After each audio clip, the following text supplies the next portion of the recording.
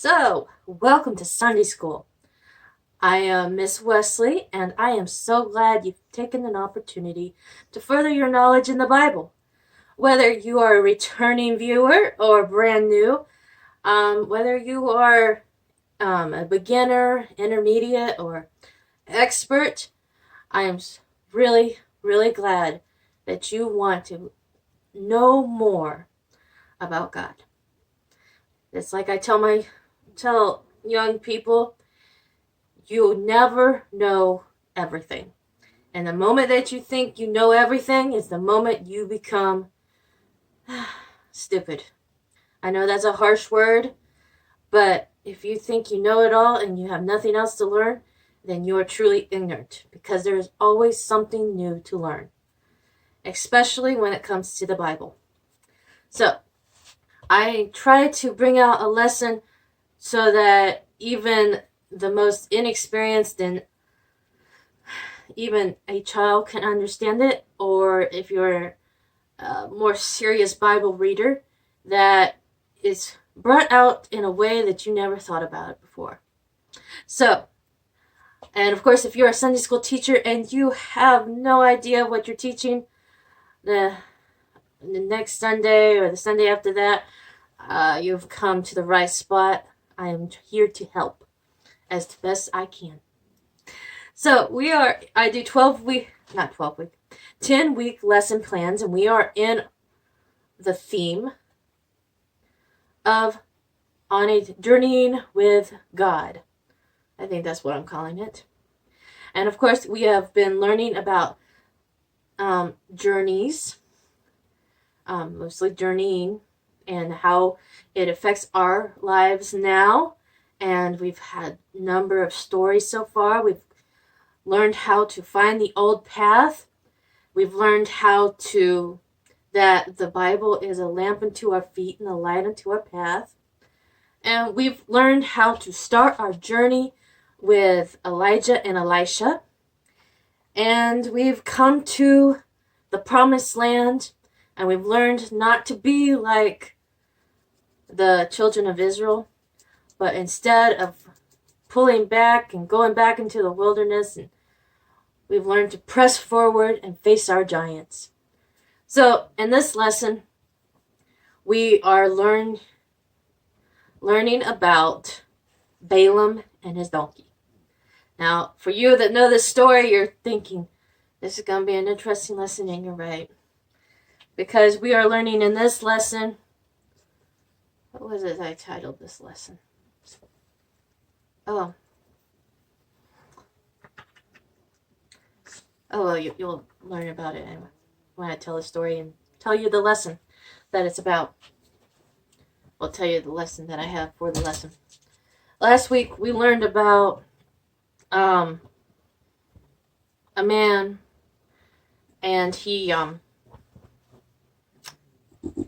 a younger prophet and an older prophet. And this younger prophet had a job to do, and God told him a list of things he had to do.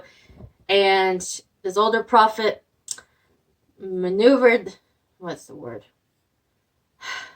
used his influence on the younger prophet and took advantage of him in a way that he made him do something that God didn't want him to do by saying that it was of God.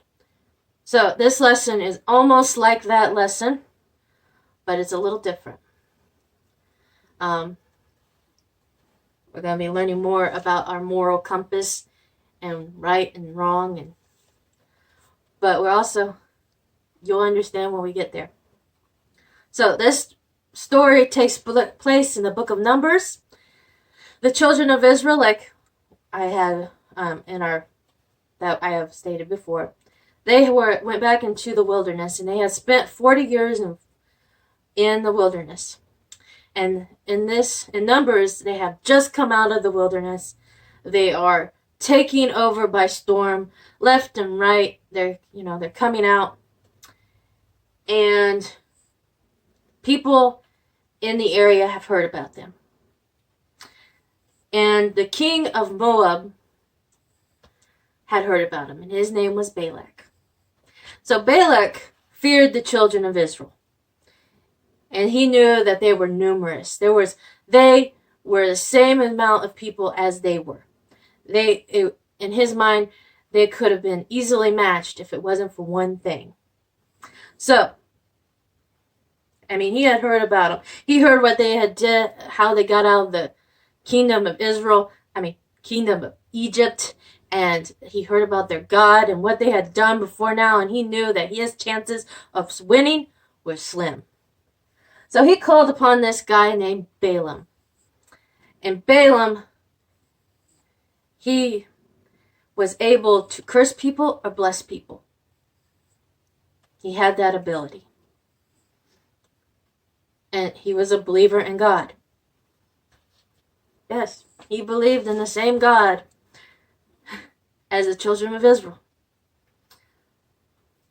So, Balaam was sitting around one day, and a bunch of guys came in that were lesser lords that Balak had sent to him and said, "Hey, we got a problem here, Balaam. We need you to curse the children of Israel. That's what Balak wants you to do, because these guys are going to kill us." And Balaam, so he talks to God, and God says, "No, don't you go with those men." So Balaam's like, okay. So he sent the men on their way, and they went back to Balak, and they told Balak what Balaam wasn't coming, and Balak's like, "I really need this done. So I'm going to send more men to him. Maybe I can persuade him if I send some higher ranking individuals." So he sent some princes and leaders of cities to go talk to Balaam. And Balaam's answer was still the same. God says, "No, I ain't going." So they go back to Balak, and they tell this to Balak. So Balak, again, gathers even higher ranking individuals to send to Balaam. And this time God says, because God warned Balaam, hey, they're going to come back. If they come back, I want you to go with them. I want you to go. So God had not told Balaam to curse the people of Israel. In fact, God wanted Balaam to bless the people of Israel. So, third time, these people come to Balaam, and they say, "Hey, would you come with us and curse the children of Israel? We really, really need you to do this for us." So this time, doing what God said, he went with the people. But his heart was not in the right place. He went with the intention of cursing God's people. This made God mad. So God sent the angel of the Lord down there with the intention of killing Balaam. So Balaam, of course, did not know this. So he saddles up his donkey and he begins to ride towards Balak with the intention in his heart to curse the children of Israel. So as he's going along the way, all of a sudden his donkey takes off and goes into a field. He's like, "Donkey!" And he hits the donkey because he didn't listen to what I'm saying. You didn't listen, you're going to get hit. I'm going to say this right now. I do not believe in animal cruelty. But he was hitting his donkey like you would a horse to get it to go. Okay? So, the donkey takes off again into the direction of Balaam. Taking Balaam in the direction of Balak. And again, they come to where the vineyards are. And either side, one side there's a wall. Either side there is a wall. This time, the donkey veers off again and goes into the wall and hits Balaam's foot against the wall. Ow! Balaam hits the donkey again. "Now you better do what I say, donkey." So again, they go taking off down the path towards Balak, towards where Balaam had the intentions of following what Balak said. He was going to curse the children of Israel.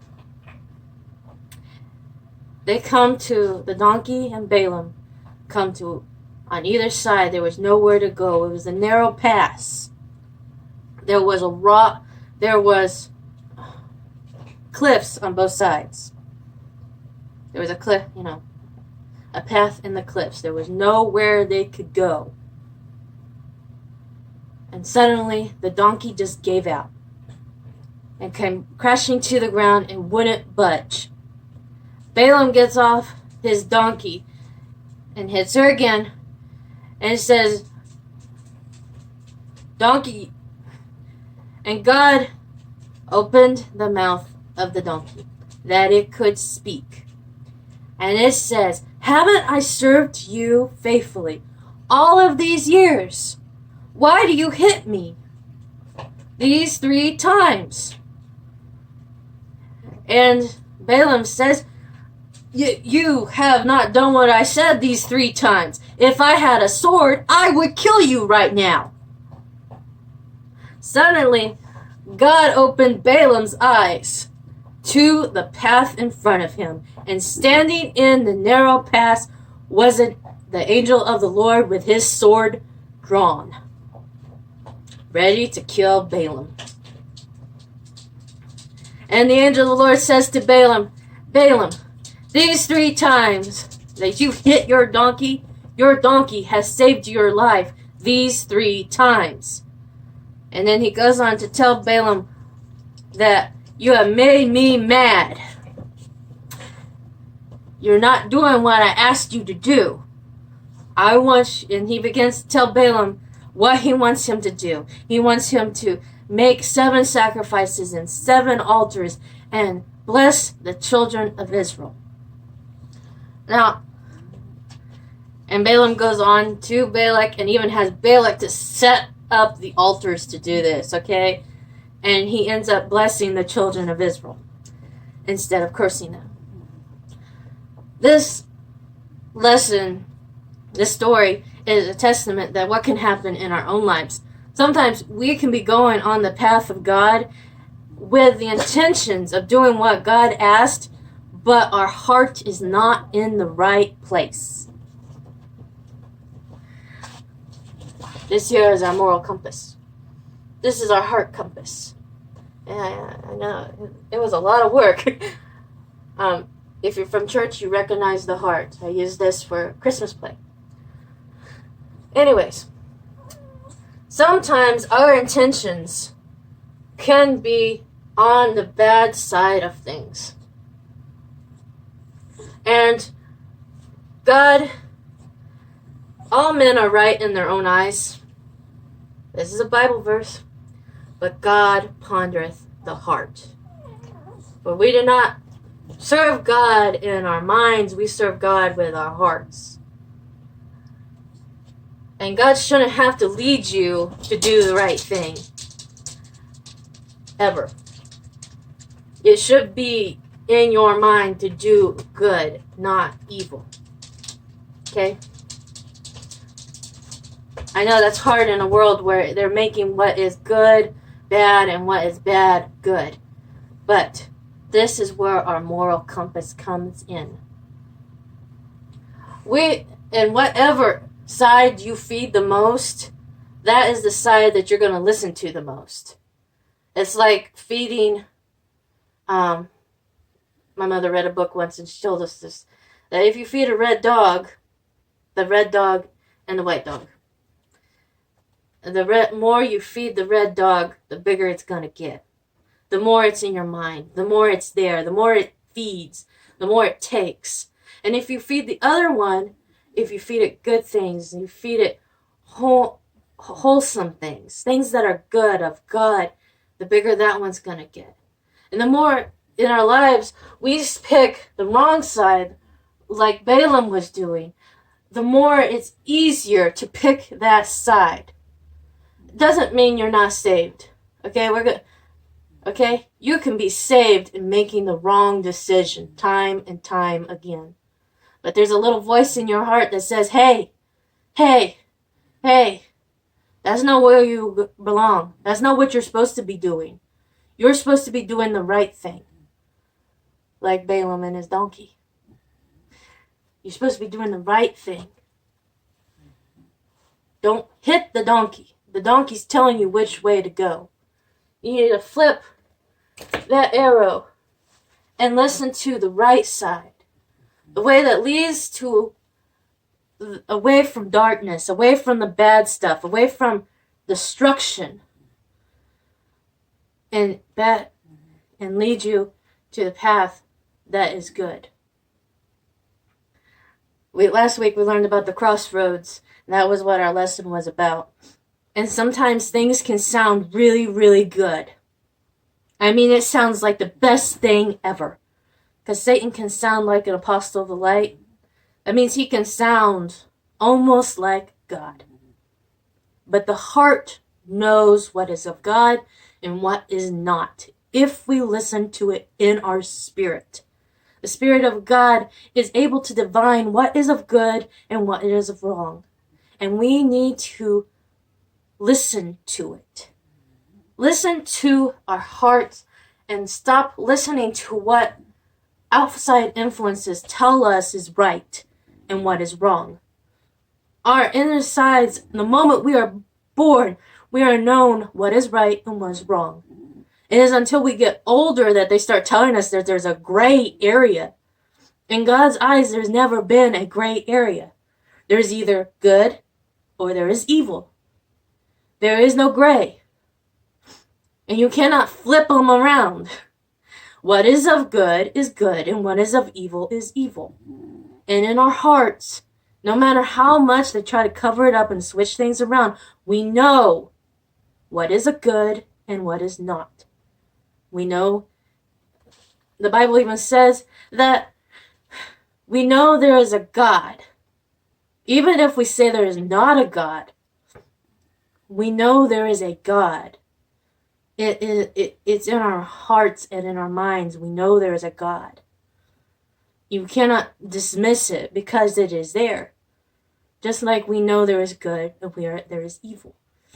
And the moment we get older, we start hearing this voice that says, that's not quite right to steal, to lie. And yes, our parents are supposed to be teaching us this. But we're not taught how to lie until our parents start lying to us. Most children, if you talk to them, are very honest. More times than they probably should be. There's some things you shouldn't say, but if you talk to a child, they're going to tell you the truth. It's not until we teach them how to lie that they start lying. It is us that teaches them hatred. A child, when we're born, we have no idea what hatred is until we get older. These are things that are taught, and we don't need them. God teaches us to be of peace and love and of honest. If you're not telling someone the truth, you're not showing them love. To tell someone the truth is to show them love. That one's a hard one. Because sometimes you want to cover it up because you feel like you're going to hurt somebody by telling them the truth. But honestly, I'd rather someone be completely honest with me, even as how they feel as a their personality, than to them to pretend to be something they're not. Because that's a lie. I'd rather them to be honest with me. Wouldn't you? I think we've come to a culture where we hide things so much when we just need to be honest as, hey, things are going on and I'm not feeling right. That's the only way we can help each other. But let's go back to our story with Balaam and the donkey.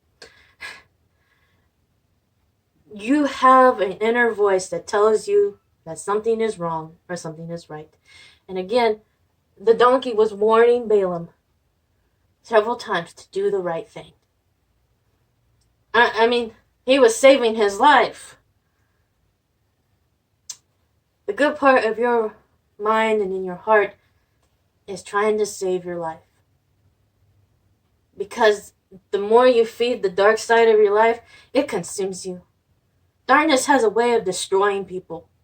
I mean, have you ever looked at someone that's consumed by evil? It destroys them.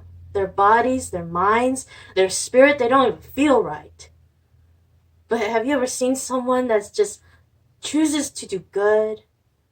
There's something beautiful about them, and they might not look nice on the outside, but on the inside, they feel good to be around. That is who we should be. Our moral compass should always point to the side that is good. And if it's not, you can fix it. This is the beauty of God. He can fix anything. So, that's this week's lesson. I hope you enjoy Balaam and his donkey. You can find it in the 11th chapter of Numbers if you want to read it for yourself. I think it's the 11th chapter. Next week, we're going to be learning about the bumpy road and my main man, Paul. So I hope you love this lesson, and I'm going to end it like I always do. I love you, God loves you, and there is absolutely nothing you can do about it. So remember, no matter where you are in this life, you are loved. Goodbye.